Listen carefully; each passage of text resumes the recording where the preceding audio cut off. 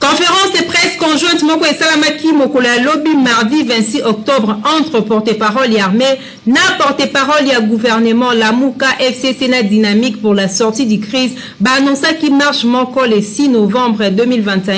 pour na côté les mélasénies politisées. Armée abomi 11 rebelles Kodeko na Djougou na province ya Ituri. Walande quelques sujets autres développer une édition na biso ya Mokola Lelo KNB News au nazali na plaisir ya ko présenter les bino pe na souhaiter bino bolandi malam.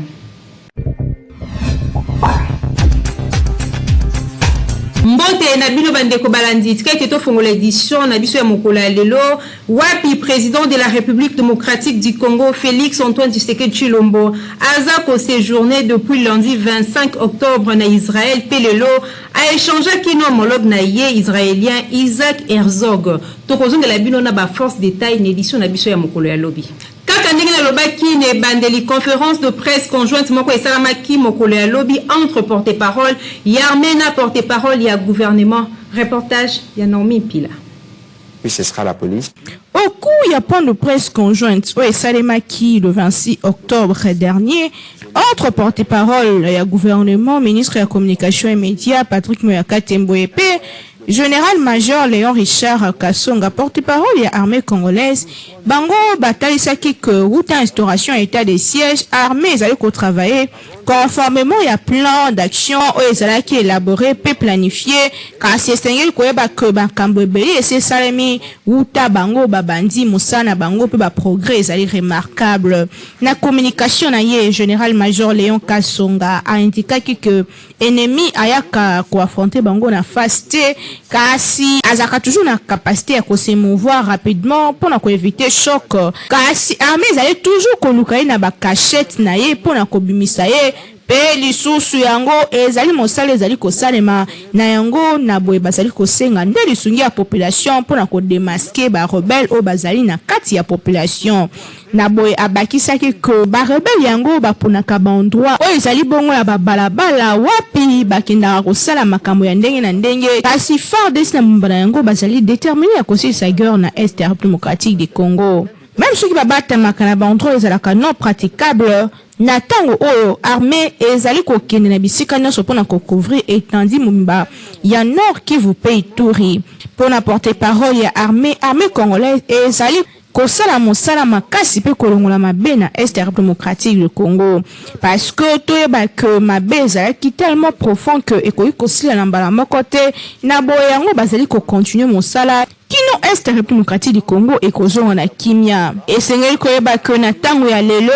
population oyo koyaka na maboka banguna ezali te bao bavandaka na ndako kasi mingi bao babimaka mpona kosala ba transaction na bango na banzela nde bakutanaka na ba rebelle kasi yango pe armée ezali kobunda pour ko bazongisa kimia attaque na banzela pe contrôle ezala assuré. Kasi na boye pe bazali kotalisa ke ezali na bato oyo barespectaka ba mot d'ordre ya armée te yango esalaka koba koya na ba piège na boye esengeli population eyeba lolenge kani kotambola pour que ensemble armée elongo la population balite contre ba terroriste oyo pe babengana bango libanda ya mboka na biso. Naboye arasiraki opinion tant nationale qu'internationale koloba que le peuple ya Est ezali ko vivre lelo ezali batango ya suka ya ennemi parce que bango esi batelemeli très bientôt Est ya mboka na biso ekozonga totalement sécurisé. Na oita les questions sur mokolo o état de siège ekozala levé na Nord Kivu pe Ituri. Porte-parole ya armée affirma qui peut réaffirma qui déclaration du chef de l'État koloba que levé état de siège et kokoma tango kaka ba circonstance o esala ki ke ba instauré yango eko disparaître c'est-à-dire guerre na Est ekosila kasi bango bazali toujours na kondima que très bientôt peuple to population ya Nord Kivu na Ituri bako vivre temps de gloire parce que armée ezali kolala te pona koluka lolenge kani kotia pembeni to pe kobengana monguna na kati ya territoire na biso. Donc mosala ezali kosalema pona baye bazali konzima te. Bientôt est na biso ekozonga na kimia. Kinshasa eleki partout. Merci. Lamuka FCC na dynamique pour la sortie du crise Banosaki marche na bango le 6 novembre 2021 pour na côté les la CENI politisée. Ah on en met pila apesi biso ba détail. Au cours de la conférence de presse au Salemaki mardi 26 octobre dernier na Kinshasa, la force politique et sociale de la nation, notamment coalition Lamuka, Front commun pour le Congo, dynamique pour la sortie des crises, Conseil pour l'apostolat des laïcs catholiques au Congo, a annoncé marche moko mokola le 6 novembre prochain na étendue mobimba ya République démocratique du Congo. Na déclaration la bango commune etangamaki na Jean Bosco Lao. Ba force politique et sociale wana batalisi que marche yango eza ko viser koloba non na commission électorale nationale indépendante CENI o ezali na configuration actuelle. Peli sous pérennisation et enseignant absence autoritaire à l'état na o etali bongo mboka na biso peli sous koloba non na registre des appareils mobiles RAM na mokuse. Samedi 6 novembre mokile comment on appelle ko comprendre que le peuple congolais azali faible te l'HPT azali kote le mina makambo nyonso azali ya mabe na mboka na ye ndenge ba déclaraki. Par ailleurs ba force politique et sociale yango ba affirmaki que na moment mon côté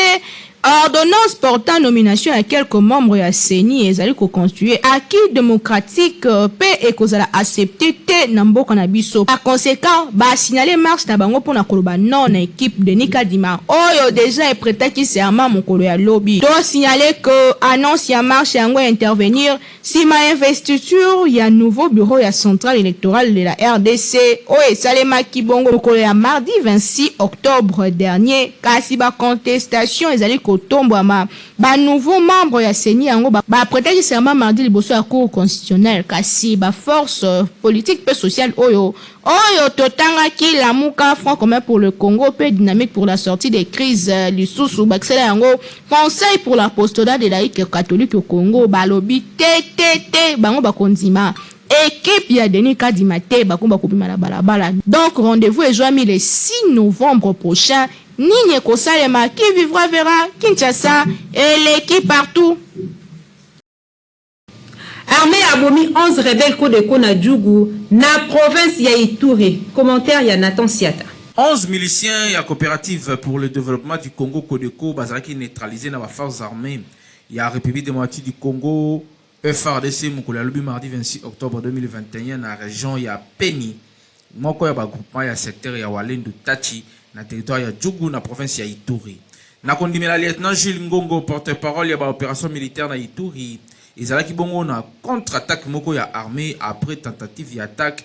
ya moko ya ba position na bango na kati ya région nde esalaki ke perte oyo ezala infligé na ba miliciens oyo après tentative moko ya ba Kodeko sur moko ya ba position na biso ba forces armées ba yaki ko repousser attaque yango d'une manière farouche nde yango yaki ko permettre na bango bazo ascendance likolo ya ennemi pe bilan provisoire esali bongo 11 éléments ya groupe wana nde bazali neutralisé. Les 3 armes ya ba type AK-47 ezali récupéré ndenge a expliqué ki na communication moko wasalaki na presse. Speaker ya armée encourager population à continuer à collaborer na ba force loyaliste pour permettre anéantissement ya ba groupe armé nyonso oyo ezali ko œuvrer na Ituri. Et c'est ngeli ko rappeler que c'est depuis 2 semaines que l'armée a mené une offensive contre le groupe armé dans le territoire de Djougou, précisément dans la région de Lipri et Nyangarai.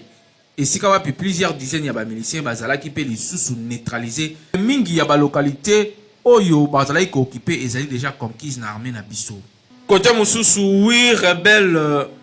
il y a coalition, il y a Kutumba, il y a Kibukila, bango pe bazala qui neutralisé dans la force armée. Il y a République démocratique du Congo FARDC. Kaka mokolo ya lobi mardi 26 octobre 2021 lors il y a attaque moko ya groupe wana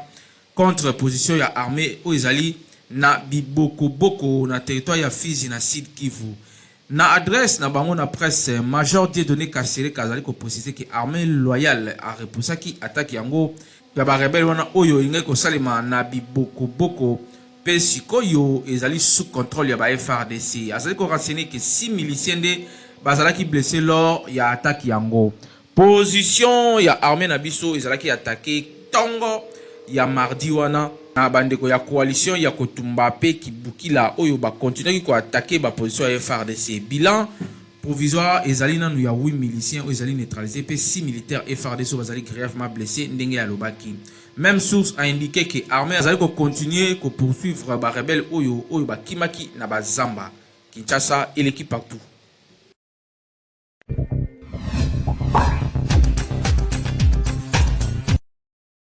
Sima ya enterrement pe prestation de serment équipe Denis Kadima na tête ya nouveau bureau ya CENI président ensemble pour la République Moïse Katumbi Tchape o azalaki indigné na makambo yango pe lolenge kani processus etambolaki alaki ko entamer des semaines o ezali ko banda ba consultation na ba instance dirigeante ya parti na ye. D'après communiqué de presse, qui signé na directeur ya cabinet na yep porte-parole monsieur Olivier Kamitato, ba consultation yango est engagé au regard de l'évolution et la situation politique et sociale ya mboka. Na occasion wana Moïse Katumbi akokutana ba partenaire na yep ba alliés politiques, les sous ba représentants ya ba force vive de la nation.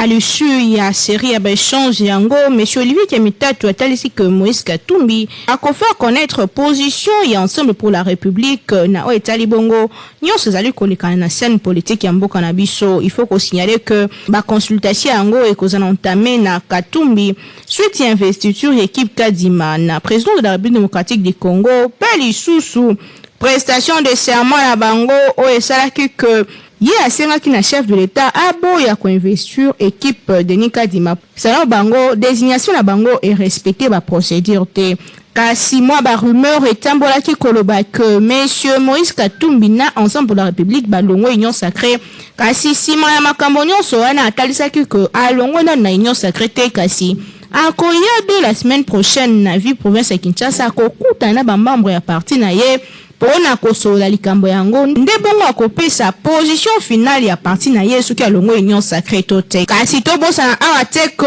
ensemble pour la République pe ezali na kati ya front patriotique o ezalaki bongo fondé to pe appelé na lamuka wapi bango bazali côté mais la CENI ezali politisé donc équipe Kadima elongwa kuna la front patriotique tokuti FCC lamuka ensemble pour la République pe les sous Lingomba ya bakatolika bazali kotelema la nouvelle équipe ya CENI bango balaki ko marché moko ya 6 novembre pona koloba non na nouvelle équipe déjà epretaki serment moko ya mardi le 26 octobre passé donc nyos oyo ezali ces complications Kinshasa et l'équipe partout.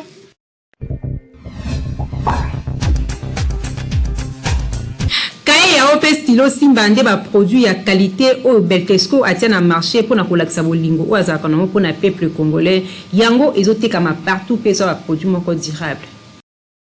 Toujours na souci ya kosunga mboka pe kosunga population congolaise kaka ndenge boyebeli société oyo monene na République démocratique du Congo Beltesco toujours pembeni ya population na ko accompagner bango na nyonso lelo lisusu ayeli bino ba kaye yao pona kelasi ya bana na biso classe ezali kozonga kalate awa na yango kimaka deja mbangu na ba magasin nyonso ya Beltesco oyebi ezali partout awa na Kinshasa na ba commune nyonso soko tuni magasin ya Beltesco ezali po osombela bana na yo ba fourniture scolaire ya qualité supérieure lokola ba kaye yao ba stylo simba pe ba kaye cartonné ya ba format nyonso ozana besoin ozwa ba kaye ya qualité pe ba stylo ya kitoko pona bana na yo année scolaire oyo bazala l'aise kimambango na ba boutique ya Beltesco okozala desiti tozana ba kaye à 100 feuilles quadrilinéées tozana ba kaye à 48 feuilles quadrilinéées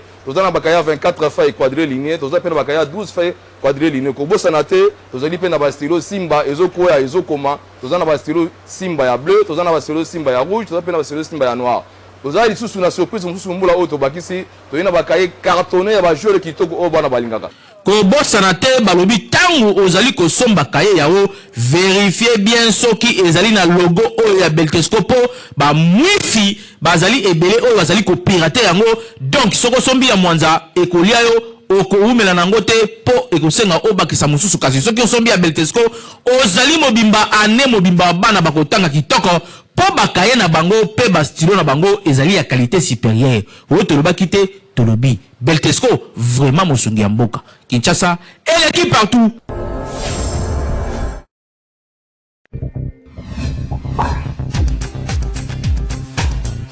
Mokilelo célébrait Mokolo Alelo, journée mondiale de patrimoine audiovisuel. Naomi Pila, on a des détails. Le 27 octobre, chaque année, Mokile célèbre la journée mondiale du patrimoine audiovisuel.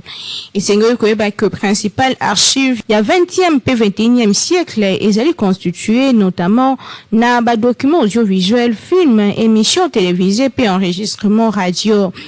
Évidence Yango, et même quand UNESCO a réfléchir na 2007, la création de la journée mondiale consacrée à phénomène audiovisuel. Date Yango Ezalaka retenu le 27 octobre, wapi ezali hautement symbolique parce que le 27 octobre 1982, conférence générale ya UNESCO, adoptaki recommandation portant sauvegarde et conservation des images en mouvement, marquant ainsi importance culturelle et historique. Ya archives cinématographiques et télévisuelles, yango esalemaka mokolo yango nde ezali ko marquer date ya le 27 octobre. Na ère ya numérique tozali conscience pe fragilité ya patrimoine enregistré ezali bongo très fiable pe ba spécialiste bazali ko estimer que tozali ko disposer à plus de 10 ou 15 ans pour assurer pérennité ya ba archives sonore pe visuel. Bon objectif ya mokolo ya lelo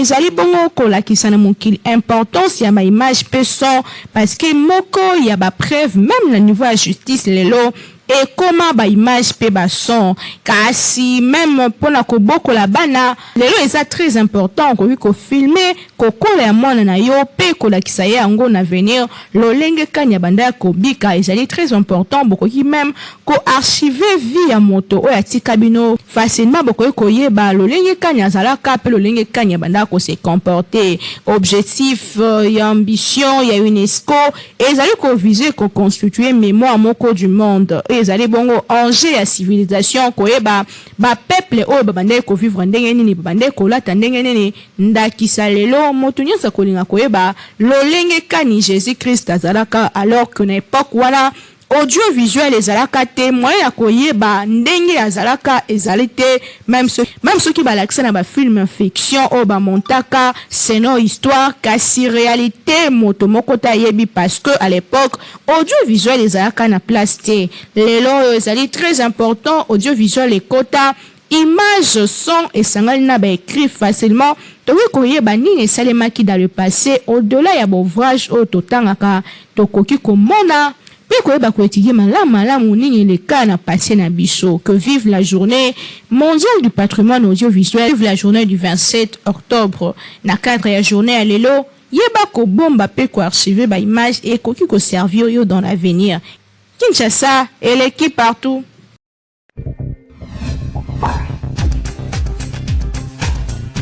Ministère évangélique tant dédié à organiser 12 jours de combat et de délivrance dans le cadre du 6e anniversaire de l'église Nabango ou Ebandaki depuis le 19 et le 31 octobre. Occasion où il s'améliorer au moins dans un bénion sur un problème, soit cahier comme adresse P. Kozangate.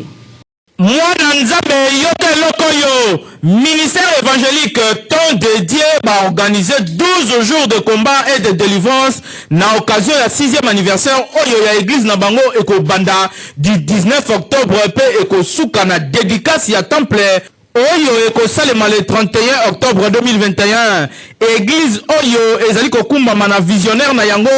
Pasteur Ilunga de Paul P. et Zouami na quartier GB arrêt Sosimat na avenue C numéro 28 bis juste kaka na sima ya camp américain barrière 17 boya koyoka mateya ya kafu na thème oyo je suis le Dieu de ton père d'Abraham d'Isaac et de Jacob. Mwana nzambe yoka boya ebele po ba orateur misusu ba wutu na bamboka ya ndenge na ndenge surtout na mikili ya bapaya bakozala wana pona kokabola maloba ya nzambe pe kopesa bino mayele ndenge nini bokoki kobima na bowumbu ya satana. Louange pe adoration ekozala wana avec ba chantre ya minene ya mboka na biso pona kokumisa nzambe na système kaka ya makinu ma Davidi age oyo tokosa la partie ya Kinshasa nanu awa na Congo avant tokende lola yo mutu ozana mikumba yaka kosundola yango epai ya nzambe ya Ilunga de Paul okozwa solution na 12 jours de prière ya bakomba pe ya ba délivrance oyo ezali organisé na ministère évangélique temps dédié na quartier GB nzambe balukaka ye secret ya kobonga na vie secret ya lola efandide na monoko ya pasteur Ilunga de Paul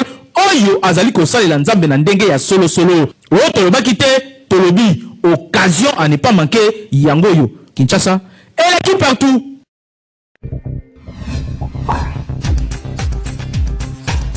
Comportement ya ba patron oyo ba komisaka ba bonne na bango basi na bango nde intéressant ki biso mokola lelo na KNB News boka ndenge ba kino ba réagissa ki ana micro ya Peggy Ilunga. Batu mingi bazwaka bana misala na ndako soki bamoni ke misala ya ndako ekomi ebele te toyebi malamu ke soki bana bakomi kobotama ebakisaka misala ya ndako yango basi mingi bazwaka bana misala mpo na koede bango kasi babone bazalaka batu moko il faut kotraite malamu mpo na koprotege ndako na yo po mingi bazalaka soki ozo maltraité akobanda kosala o banko moko okozwa ede te pe ya pasi mingi ezalaka na mibali ebele ya moins sérieux soki kaka moins na ye na mwana musala na ndako ye azangi kimia mis na ye komi kobeta lokola mutu abungisi eloko ti akoluka kaka azwa bonne wana makango soki pe mwana musala ngo aza ferme te ase laisser faire ekomi nango habitude na bango bakobanda kosala libana na bango esika bana bazali na absence ya mwasi yango biso magazine KNB News to tunaki na bakino soki comportement ya ba patron o balingaka ba bonne na bango ezalaka malamu za par rapport à ba bonne pena pas tellement ba bonne ezali habillement na bango bazolata mabe tout ça yango to sembola bango nga za patron na parler na ngai jusqu'au oye olati mabe ya olati mabe usa musa na ndako na ngai na osani na bakamsu faute ezali kowita ibaya ba mama okomona mama bozana bonne oui bonne il faut na certaines limites ezate bonne lambi bonne à servir patron bonne à sokola ba sous-vêtements non il y a d'autres choses où bonne singeli asala il y a d'autres choses où singeli asala comme les sous-vêtements ya papa maman yo il faut ça la moyo boko kopesa bonne te amona ngope kutuka ta na misu na yo yo mama na ndako bonne à sokola ba sous-vêtements ba singeli au servir kaka bonne à servir ce n'est pas bon biloko muso dire boma biloko la bino ba parité moi ça zo sala mobile zo sala ali lokola na sala kana kena musala c'est fini bona sala kanyoso alambaka tout mama mususu bazali ye moko asala ka babiloko wana oyo to otanga ko chokola ba effectivement ko servir mobali ye moko mais habillement ya bonne eza bizarre mobali soka za makasi te enaka tombe tamu mama ozumbona ko ngata za pembeni na papa yo que no pese alati moi je peux me pousser comment ka lisobo ezomona na papa tanga ko ya yo po pesa papa biloko zo tina boy pesa patron na biloko tanga ko pesa biloko papa pe miso ko meda na jipo amoni kalisa tanga mona kalisa au premier jour a reçu deuxième jour a reçu troisième jour a reçu yo maman ke musala to ke san obite boy tika ko la patron so ye chile biloko tanga boy pa ko ya patron ko la seba ba dollar nde ko mo mboka dans l'accès bon voilà aya na ndiko za na kamata $200 boya zo ka 200 na te boya zo le msu $50 mais dans mon 200 osani akopesa papa mboto les enfants ya boy des enfants ya mama patron mama patronne le faute na emoko ndapesi boy nzela pe papa azwaye mama conseiller bino ke o yo za la boy na mudako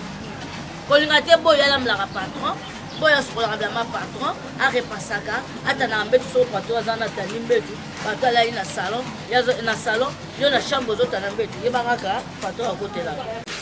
pona ngai na kondane ba misala te ezandenga mibali d'abord ngai nde naza mwasa libala bona ndako na nga jamais na kotika mwa musala asokola sous-vêtement mobile na nga mwa musala lambela mobile na nga mwa musala ko matina niveau ya koservi mobile na nga jamais na kotika laisser aller wana soki mibali basala comportement bongo ezaka ponde baloba deja mokili mibali batondaka te yango wana nakokondane mpe mwana mosala te soki ndenge nde d'abord ndako na nga na mwana mosala nakotikela olese ale te olata pilote ya mokuse olata jipe ya mokuse jamais nakotikela olese ale na moment oyo tozali mobali so azwa te oyo na ndako fo olendela mobali jamais nakotika lese ale mwana mosala kipe mobali na nga ya 100%. Jamais. Olinga mwana musala oyo mwasi na yo moko azwi po aidaka ye na misala ya ndako eza kopesa mwasi na yo valeur te. Ba patron oyo basalaka bongo botika po eza malamu te eza koexpose ndako na yo. Kasi ba mama bon aza kaka wana pona koede yo soki oza na ndako ko kangaka maboko te ifo lakisa mobile na yo ki oza femme forte oyebi pe kosala musala. Mwasi oyo ayebi misala ndako nda yebaka kesika o bona sali mabe to pa sali malamu. Misala nyonso ya ndako eza misala kopesa bon temps lokola misala kolambela mobile na yo to pe kobongisa mobile na yo bilamba eza misala moko yo moko kaka ifo sala kango. Zwaka so ya ndako na yo po aveugle mobile na yo atika kotala libanda. Kinshasa il est qui partout.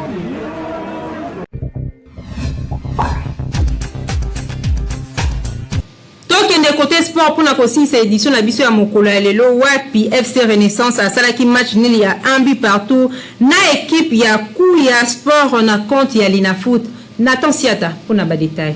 Phase aller ya championnat national de football Ligue 1 ezali ko continuer kitoko. Mokolo ya lobi mardi 26 octobre 2021 deux matchs mokoka ebetamaki na stade de Martyrs ya Pentecôte awa na Kinshasa. Football Club Renaissance du Congo ye abetaki na association club Kuya Sport pe base neutralisaki na score ya 1 but partout. Makote nde afongolaki score pour na René na 26e minute avant que bandeko ya Kuya baya ko égaliser na entremise ya joueur na bango na nganga na 80e minute. Ezalaki bongo match nul moko oyo effréné davantage bana fibo pour na ko compter 3 points na bango na 5 matchs oyo esi ba beti. Bazali 18e na classement tandis que AC Kuya Sport azali 16e avec 4 points na 5 sorties na ye. Na match mususu oyo etikali ezalaki bongo Jeunesse Sportive ya Kinshasa JSK ye a s'imposaki devant formation ya Racing Club de Kinshasa RCK na score ya 2-0. 2 buts ya JSK ezalaki signé na joueur Itaka na 60e minute pe na 80e minute ya jeu. Ndiye to succès édition na biso ya mokolo ya lelo. Merci na bino ba nyonso bozaki libaku ya kolanda KNB news ya mokolo ya lelo kasina bo santé kopesa pe merci na équipe technique puis rédactionnelle au basalaki musala kitoko na sima caméra puis régie et simba makibongo na papa Timothée KMB na réalisation ya Nathan Siata toujours na coordination ya grand lieu ya communication Jimmy Mukendi Chimanganga na bino tokutani mokolo ezali koya kasina souhaiter bino kimia na mabota na bino. Magazino